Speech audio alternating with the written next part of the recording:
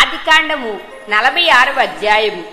అప్పుడు ఇశ్రాయేలు తనకు కలిగినదంతయు తీసుకొని ప్రయాణమై బెయేర్షెబాకు వచ్చి తన తండ్రి అయిన ఇస్సాకు దేవునికి బలులను అర్పించెను. అప్పుడు రాత్రి దర్శనములయందు దేవుడు యాకోబు యాకోబు అని ఇశ్రాయేలును పిలిచెను. అందుకతడు చిత్తము ప్రభువా అనెను. ఆయన నేనే దేవుడను, నీ తండ్రి దేవుడను. ఐగుప్తునకు వెళ్ళుటకు భయపడకుము, అక్కడ నిన్ను గొప్ప జనముగా చేసేదను. నేను ఐగుప్తునకు నీతో కూడా వచ్చేదను. అంతేకాదు, నేను నిశ్చయముగా నిన్ను తిరిగి తీసుకుని వచ్చేదను. యోసేపు నీ కన్నుల మీద తన చెయ్యి ఉంచునని సెలవీయగా యాకోబు లేచి బెయేర్షెబా నుండి వెళ్ళెను. యాకోబును అతని కుమారులను ఐగుప్తునకు వచ్చిరి. ఇశ్రాయేలు కుమారుల పేర్లు ఇవే. యాకోబు జ్యేష్ఠ కుమారుడు రూబేను. రూబేను కుమారులైన హనోకు, పల్లు, హెస్రోను, కర్మి. షిమ్యోను కుమారులైన యెమూయేలు, యామీను, వాహదు, యాకీను, సోహరు. కనానీయురాలి కుమారుడైన షావూలు. లేవి కుమారులైన గెర్షోను, కహాతు, మెరారి. యోదా కుమారులైన ఏరు, వానాను, షేలా, పెరెసు, జెరహు. ఆ ఏరును వానానును కనాను దేశంలో చనిపోయిరి. పెరెసు కుమారులైన హెస్రోను, హామూలు.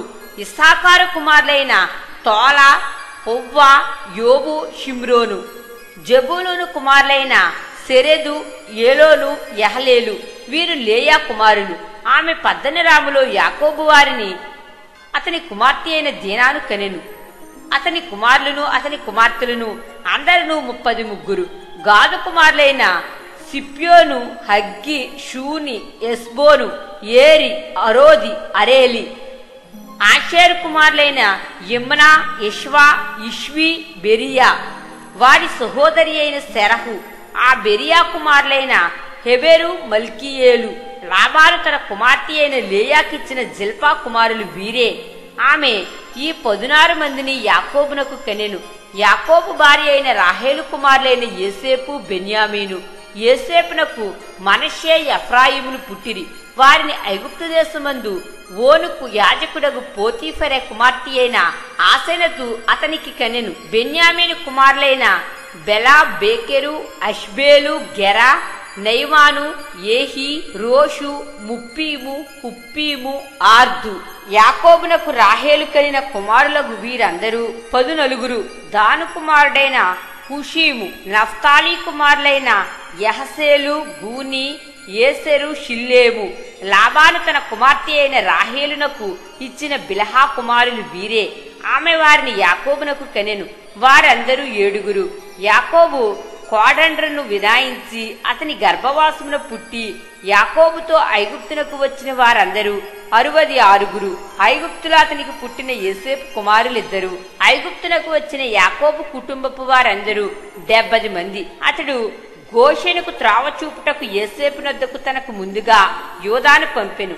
వారు గోషెను దేశమునకు రాగా యోసేపు తన రథమును సిద్ధము చేయించి తన తండ్రి అయిన ఇశ్రాయేలును ఎదుర్కొనుటకు గోషెనుకు వెళ్లి అతనికి కనబడెను. అప్పుడతడు అతని మెడ మీద పడి అతని మెడ పట్టుకుని ఎంతో ఏడ్చెను. అప్పుడు ఇశ్రాయేలు యోసేపుతో, నీవింక బ్రతికియున్నావు, నీ ముఖము చూచితిని గనుక నేనికను చనిపోవుదునని చెప్పెను. యోసేపు తన సహోదరులను తన తండ్రి కుటుంబపు వారిని చూచి, నేను వెళ్లి ఇది ఫరోకు తెలియచేసి కనాను దేశంలో ఉండిన నా సహోదరులను నా తండ్రి కుటుంబపు వారును నా ఎద్దకు వచ్చిరి. ఆ మనుషులు పశువులు కలవారు, వారు గొర్రెల కాపర్లు. వారు తమ గొర్రెలను పశువులను తమకు కలిగినదంతయు తీసుకుని వచ్చిరని అతనితో చెప్పెదను.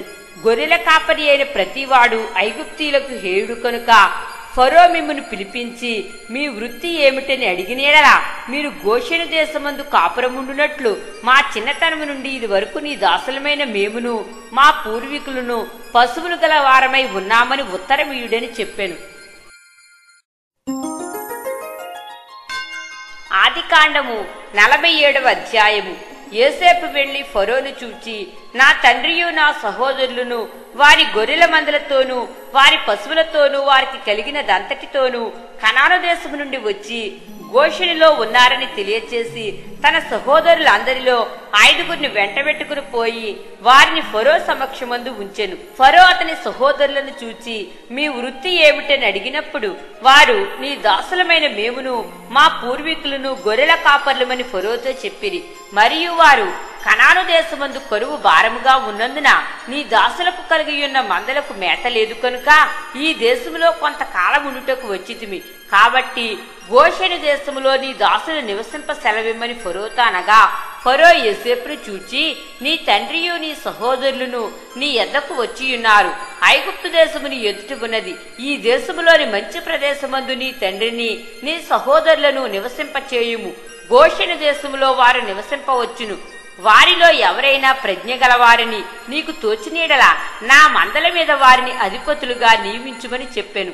మరియు యోసేపు తన తండ్రి అయిన యాకోబును లోపలికి తీసుకుని వచ్చి ఫరో సమక్షమందు అతన్ని ఉంచగా యాకోబు ఫరోను దీవించెను. ఫరో, నీవు జీవించిన సంవత్సరములెన్ని అని యాకోబుని అడిగినందుకు యాకోబు, నేను యాత్ర చేసిన సంవత్సరములు 130, నేను జీవించిన సంవత్సరములు కొంచెముగాను దుఃఖ సహితమైనవిగా ఉన్నవి. అవి నా పితరులు యాత్ర చేసిన దినములలో వారు జీవించిన సంవత్సరములన్నీ కాలేదని ఫరోతో చెప్పి ఫరోను దీవించి ఫరో ఎదుట నుండి వెళ్లిపోయాను. ఫరో ఆజ్ఞాపించినట్లు యోసేపు తన తండ్రిని తన సహోదరులను ఐగుప్తు దేశంలో నివసింపచేసి ఆ దేశములో రమెసేసను మంచి ప్రదేశంలో వారికి స్వాస్థ్యమునిచ్చెను. మరియు యోసేపు తన తండ్రిని తన సహోదరులను తన తండ్రి కుటుంబపు వారిని అందరినీ వారి వారి పిల్లల లెక్క చొప్పున వారికి ఆహారం ఇచ్చి సంరక్షించెను. కరువు మిక్కిలి భారమైనందున ఆ దేశమందు అంతటను ఆహారము లేకపోయెను. కరువు వలన ఐగుప్తు దేశమును కనాను దేశమును క్షీణించెను. వచ్చిన వారికి ధాన్యం అమ్ముట వలన ఐగుప్తు దేశంలోను కనాను దేశంలోను దొరికిన ద్రవ్యమంతా యోసేపు సమకూర్చెను. ఆ ద్రవ్యం అంతటిని యోసేపు ఫరో నగరులోనికి తెప్పించెను. ఐగుప్తు దేశమందును కనాను దేశమందును ద్రవ్యము వ్యయమైన తరువాత ఐగుప్తీయులందరూ యోసేపు నద్దకు వచ్చి, మాకు ఆహారం ఇప్పించుము, నీ సముఖమందు మేమేల చావవలెను, ద్రవ్యము వ్యయమైనది కదా అనిది.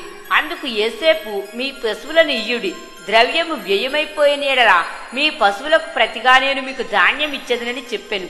కాబట్టి వారు తమ పశువులను యోసేపు వద్దకు తీసుకుని వచ్చిరి. యోసేపు గుర్రములను గొర్రెల మందలను పశువుల మందలను గాడిదలను తీసుకుని వారికి ఆహారం ఇచ్చెను. ఆ సంవత్సరమందు వారి మందలన్నిటికీ ప్రతిగా అతడు వారికి ఆహారం ఇచ్చి సంరక్షించెను. ఆ సంవత్సరము గతించిన తరువాత 2వ సంవత్సరమున వారు అతని యొద్దకు వచ్చి, ఇది మా ఏలిన వారికి మొరుగు చేయుము, ద్రవ్యము వ్యయమైపోయెను, పశువుల మందలను ఏలిన వారి వశమాయేను. ఇప్పుడు మా దేహములను మా పొలములను తప్ప మరి ఏమియూ ఏలిన వారి సొంకుమున మిగిలి ఉండలేదు. నీ కన్నుల ఎదుట మా పొలములను మేమును నశింపనేలా, ఆహారం ఇచ్చి మమ్మును మా పొలములను కొనుము, మా పొలములతో మేము ఫరోకు దాసులమొగుదుము, మేము చావక బ్రతుకున్నట్లును పొలములు పాడైపోకుండునట్లును మాకు విత్తనములు ఇమ్మని అడిగిరి. అట్లు యోసేపు ఐగుప్తు భూములన్నిటినీ ఫరో కొరకు కొనెను. కరువు వారికి భారమైనందున ఐగుప్తీయులందరూ తమ తమ పొలములను అమ్మివేసిరి కనుక భూమి ఫరోది ఆయను. అతడు ఐగుప్తు పొలిమేరల యొక్క ఈ చివరి నుండి ఆ చివరి వరకును జనులను ఓడలోనికి రప్పించెను. యాజకుల భూమి మాత్రమే అతడు కొనలేదు. యాజకులకు ఫరో బత్తెములు నియమించెను. ఫరో ఇచ్చిన బత్తెముల వలన వారికి భోజనము జరిగెను గనుక వారు తమ భూములను అమ్మలేదు. యోసేపు, ఇదిగో నేడు మిమ్మును మీ భూములను ఫరో కొరకు కొనియున్నాను, ఇదిగో మీకు విత్తనములు, పొలములలో విత్తుడి, పంటలో 5వ భాగము మీరు ఫరోకి ఇయ్యవలెను, 4 భాగములు పొలములలో విత్తుటకును మీకును మీ కుటుంబపు వారికిని ఆహారమునక్కును మీ పిల్లలకు ఆహారమునక్కును మీవై ఉండునని ప్రజలతో చెప్పగా వారు, నీవు మమ్ము బ్రతికించితివి, ఏలిన వారి కటాక్షము మా మీద ఉండనిమ్ము, ఫరోకు దాసుల మొగుదుమని చెప్పిరి. అప్పుడు 5వ భాగము ఫరోదని నేటి వరకు యోసేపు ఐగుప్తు భూములను గుర్చి కట్టడ నియమించెను. యాజకుల భూములు మాత్రమే వినాయింపబడెను, అవి ఫరోవి కావు. ఇశ్రాయేలీలు ఐగుప్తు దేశమందులి గోషెను ప్రదేశములో నివసించిరి. అందులో వారు ఆస్తి సంపాదించుకొని సంతానాభివృద్ధి పొంది మిగుల విస్తరించిరి. యాకోబు ఐగుప్తు దేశంలో 17 సంవత్సరములు బ్రతికెను. యాకోబు దినములు అనగా అతడు జీవించిన సంవత్సరములు 147. ఇశ్రాయేలు చావవలసిన దినములు సమీపించినప్పుడు అతడు తన కుమారుడైన యోసేపును పిలిపించి, నా ఎడల నీకు కటాక్షం ఉన్న ఎడల దయచేసి నీ చెయ్యి నా తొడ క్రింద ఉంచి నా ఎడల దయను నమ్మకమును కనుపరచుము. ఎట్లనగా, నన్ను ఐగుప్తులో పాతిపెట్టకుము, నా పితరులతో కూడా నేను పండుకొనినట్లు ఐగుప్తులో నుండి నన్ను తీసుకుని పోయి వారి సమాధిలో నన్ను పాతిపెట్టుమని అతనితో చెప్పాను. అందుకతడు, నేను నీ మాట చొప్పున చేసేదనెను.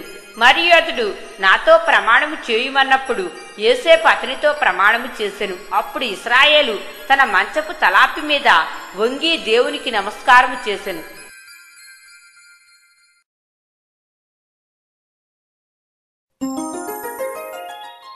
ఆదికాండము 48వ అధ్యాయము. ఈ సంగతులైన తరువాత, ఇదిగో నీ తండ్రి కాయిలాగా ఉన్నాడని ఒకడు యోసేపుతో చెప్పెను. అప్పుడు అతడు మనష్షే, ఎఫ్రాయిములు అను తన ఇద్దరు కుమారులను వెంటబెట్టుకుని పోగా, ఇదిగో నీ కుమారుడైన యోసేపు నీ యొద్దకు వచ్చుచున్నాడని యాకోబునకు తెలుపబడెను. అంతట ఇశ్రాయేలు బలము తెచ్చుకొని తన మంచము మీద కూర్చుండెను. యోసేపును చూచి కనాను దేశమందలి లూజులో